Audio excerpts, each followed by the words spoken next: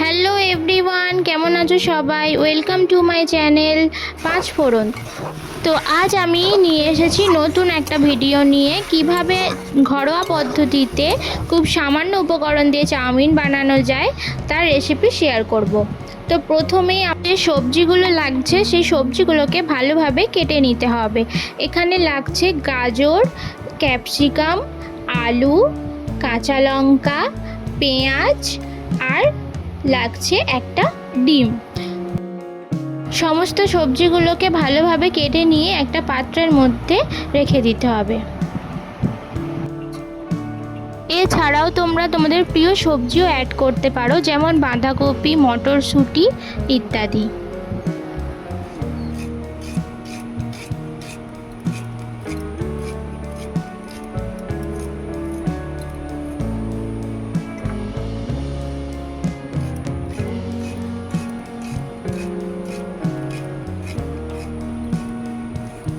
মোটামুটি সব সবজিগুলো এখানে কাটা কমপ্লিট হয়ে গেছে। এরপর একটা বড় কড়াইতে অল্প একটু সাদা তেল নিয়ে সবজিগুলোকে ভালোভাবে জল দিয়ে ধুয়ে নিয়ে একটা ছাঁকুনিতে ছেঁকে নেব। যখন ভাজবো তখন যেন একটু জল না থাকে। ভালোভাবে সবজিগুলো জল থেকে তুলে নিয়ে একটা ছাঁকুনিতে ছেঁকে নিয়ে এরপর আমি সাদা তেলে সব সবজিগুলো দিয়ে দিলাম। এরপর পরিমাণ মতো লবণ অ্যাড করব এই সবজিতে।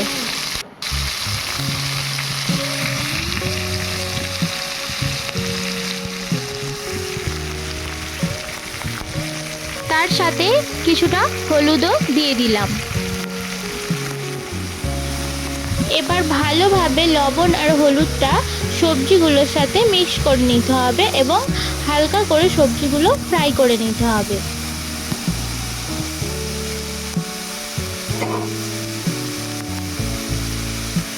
সবজিগুলো 1 মিনিট ভেজে নেওয়ার পর ওর মধ্যে কেটে রাখা কাঁচা লঙ্কাগুলো দিয়ে দেব। আবারও ভালো করে সবজিগুলো মিশিয়ে নেব। লঙ্কাটা তোমরা তোমাদের স্বাদ অনুযায়ী দিতে পারো। এরপর কেটে রাখা পেঁয়াজের টুকরোগুলো সবজির সাথে মিশিয়ে নেব ভালোভাবে। এরপর গ্যাসটা মিডিয়াম রেখে সবজিগুলোকে আরও 1.5 মিনিট ভালোভাবে ভেজে নিতে হবে।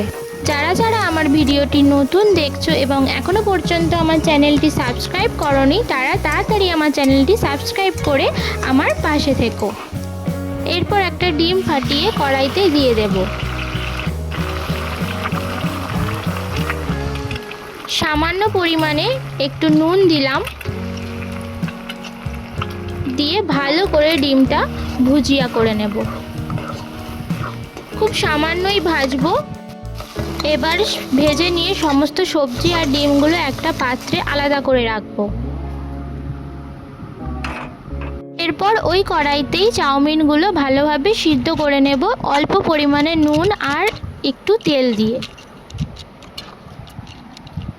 ভালোভাবে নাড়াচাড়া করে সিদ্ধ করে নিতে হবে। চাউমিনটা সিদ্ধ হয়ে যাওয়ার পর একটা চুপড়িতে ঢেলে জল ঝারিয়ে নেব।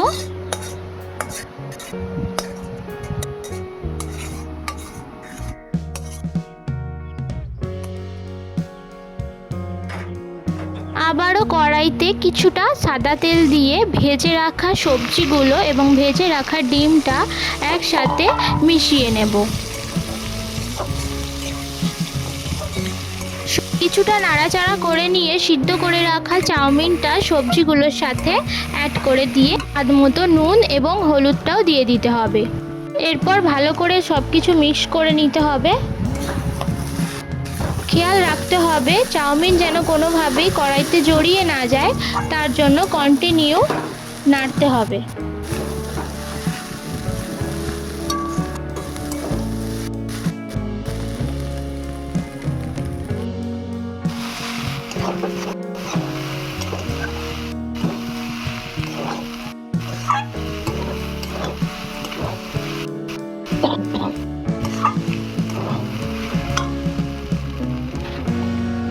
এরপর এতে অ্যাড করব 1 চামচ ভিনিগার,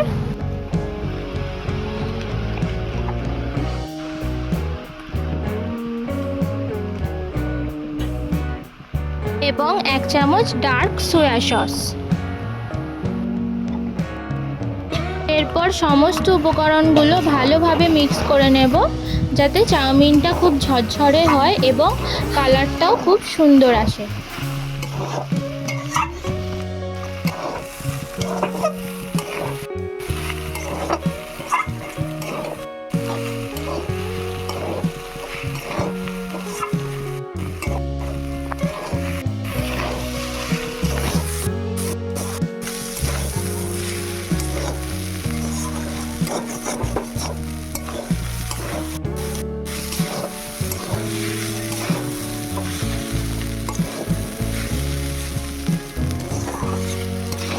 আমাদের এগ চাউমিন অলমোস্ট কমপ্লিট। দেখো তোমরা চাউমিনটা কতটা সুন্দর ঝরঝরে হয়েছে, একে অপরের সাথে জড়িয়ে যাচ্ছে না, একেবারে দোকানের চাউমিনের মতোই লাগছে।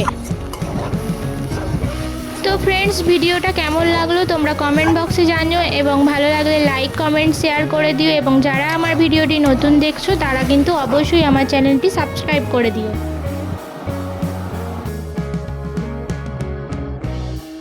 আজকের মতো টাটা, দেখা হচ্ছে নেক্সট ভিডিওতে।